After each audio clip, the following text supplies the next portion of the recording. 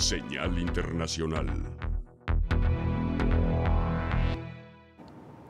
Diversos países de Europa sufren por la tormenta Eunice, que ha dejado 8 muertos y destrozos por los potentes vientos. El fenómeno se dirige ahora hacia Alemania.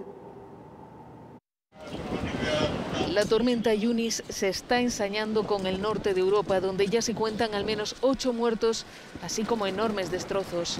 En Países Bajos, el fenómeno ha venido acompañado de ráfagas de hasta 145 kilómetros por hora. En la región de Ámsterdam, 3 personas murieron por la caída de árboles. El viento ha arrancado numerosos tejados, entre ellos el del estadio de La Haya, y paralizado la mayoría de los medios de transporte. Algunos hicieron caso omiso de la alerta de las autoridades para que no salieran de casa. Estoy tomando un poco de aire para dejar atrás lo ocurrido en los 2 últimos años, dice esta mujer. En Bélgica, un anciano falleció al ser empujado por el viento al canal de Ypres. También hay varios heridos graves, entre ellos una persona sobre la que cayeron unos paneles solares. La tormenta Eunice podría pasar a la historia como una de las más fuertes que ha golpeado Flandes en las últimas 3 décadas. Ahora es Alemania la que aprieta los dientes ante la llegada del fenómeno y se prepara para lo peor. El tráfico ferroviario ha sido cancelado. El servicio meteorológico anuncia las próximas horas ráfagas de viento que podrían superar los 140 kilómetros por hora. Pero si hay un país que ha sufrido el impacto de Eunice, ese ha sido el Reino Unido. Hubo 3 muertos y todo el sur del país quedó paralizado por vientos extremos que en algunos puntos batieron todos los récords conocidos. Creo que esta tormenta pasará a la historia, afirma esta meteoróloga. Será un caso de estudio por la fuerza del viento. Estoy segura de que hablaremos de ella durante años. El viento arrancó de cuajo parte de la cubierta del emblemático pabellón O2 Arena de Londres. Muchos vuelos fueron cancelados. No obstante, los aeropuertos londinenses de Heathrow y Gatwick siguieron operativos, dando pie a imágenes como estas, dignas de aterriza como puedas. Rusia anuncia nuevos ejercicios militares en la frontera con Bielorrusia. Mientras continúan las maniobras militares de Bielorrusia y Rusia, el ejército ruso ha anunciado que este sábado realizará ejercicios con misiles balísticos y de crucero, supervisados por el propio presidente Vladimir Putin, al que podría acompañar su aliado Alexander Lukashenko. Desde el Consejo de Seguridad de Múnich, la líder opositora bielorrusa Svetlana Tikhanovskaya busca apoyo para defender la soberanía de su país frente a Moscú. Las tierras de Bielorrusia son empleadas ahora por un tercer país para crear puntos de presión sobre Ucrania, pero los bielorrusos no quieren ser arrastrados a ninguna guerra. El régimen de Minsk esconde una crisis nacional tras las maniobras militares, tras la crisis ucraniana.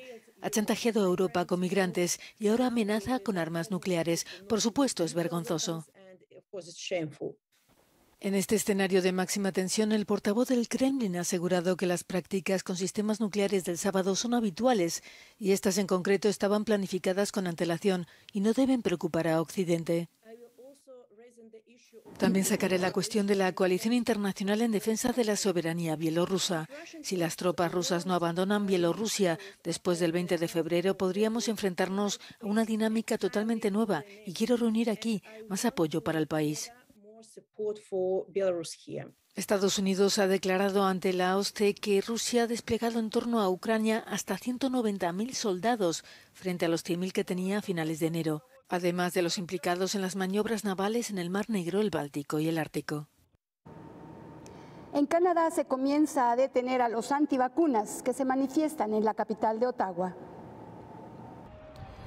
La cumbre entre la Unión Europea y la Unión Africana ha supuesto 2 días de intensos debates que han reforzado la relación entre ambas organizaciones en varios ámbitos, pero siguen existiendo grandes diferencias a la hora de abordar uno de los problemas más acuciantes del mundo.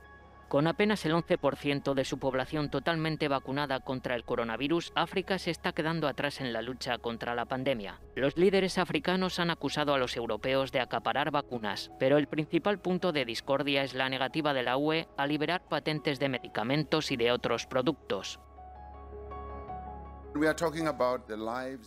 Estamos hablando de la vida de millones de personas, más bien de cientos de millones de ciudadanos, y no de la rentabilidad de unas pocas empresas. No es aceptable que África esté siempre a la cola en lo que se refiere al acceso a los medicamentos. En el caso de la República Democrática del Congo debe darse prioridad al fortalecimiento de los sistemas sanitarios locales. La pandemia de coronavirus exige una solidaridad internacional que implique la asistencia, la colaboración en materia de pruebas para detectar el patógeno, en materia de medicamentos y, sobre todo, la producción de vacunas. A pesar de la inversión europea en África para hacer frente al coronavirus y la donación de vacunas, algunos analistas afirman que la pandemia ha revelado otra cara de la relación entre ambos continentes.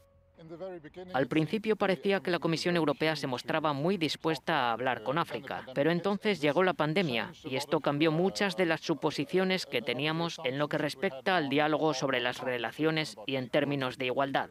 Organizaciones de la sociedad civil reclaman con urgencia un mejor vínculo entre África y Europa en materia de salud. Hay que apoyar el sistema sanitario africano si queremos evitar que se produzcan este tipo de pandemias. Si no logramos la colaboración necesaria, cuando surge una enfermedad en cualquier sitio, puede llegar a todas partes. Según la OMS, África debe multiplicar por 6 la vacunación contra el coronavirus para alcanzar el objetivo del 70% de personas vacunadas a mediados de año.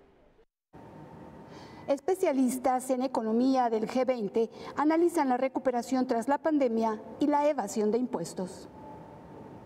Los ministros de Finanza y gobernadores de bancos centrales del G20 abordaron este viernes en Yakarta medidas contra la evasión fiscal, tras 2 días de reuniones en las que también han abordado la inflación global, la pandemia y las tensiones en Ucrania. La ministra de Finanzas indonesia, Sri Mulyani, señaló en una conferencia que están negociando acuerdos multilaterales para apoyar sobre todo a los países en desarrollo, para luchar contra la malversación y la evasión de impuestos con medidas a aplicar a partir de 2023.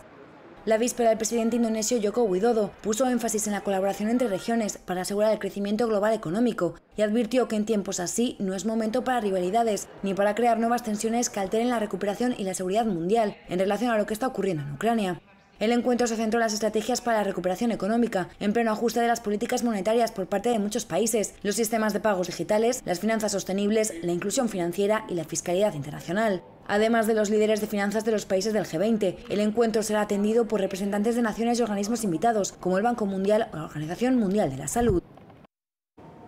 Aunque Canadá dio por finalizada la búsqueda de náufragos por el barco español que se hundió en Norteamérica, España anuncia que esta búsqueda se reanudará. España espera poder retomar las labores de búsqueda que había cesado Canadá de los 12 desaparecidos en el naufragio del pesquero gallego Villa de Pitanxo en cuanto mejoren las condiciones climatológicas en Terranova. El ministro de Asuntos Exteriores trabaja permanentemente con el Gobierno de Canadá.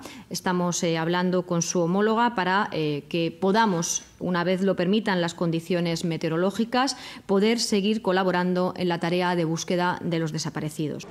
Responde así a la demanda de las familias de los desaparecidos. El Gobierno, para reiterar sus condolencias, ha declarado un día de luto oficial en toda España para el próximo lunes 21 de febrero. Ha recordado que el ministro de Pesca, Luis Planas, se reunió en Vigo con las familias para compartir su dolor. Planas prometió agilizar las repatriaciones. De momento, 2 de los cuerpos sin vida ya han llegado al puerto canadiense de San Juan de Terranova y está previsto que mañana lleguen al mismo lugar los 3 supervivientes y los otros 7 fallecidos.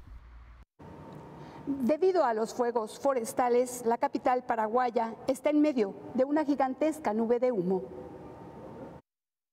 Una densa nube de humo se apodera de Asunción, la capital de Paraguay. Según los expertos en meteorología, esta se debe a los incendios forestales que afectan al sur del país y a la provincia argentina limítrofe de Corrientes, donde las llamas han devorado ya más de 550.000 hectáreas. La mayor cantidad de estos focos de calor detectados a través de los satélites se concentran entonces en el extremo noreste de Argentina y sur de Paraguay. Los incendios se han visto agravados por las altas temperaturas, la baja humedad y la sequía.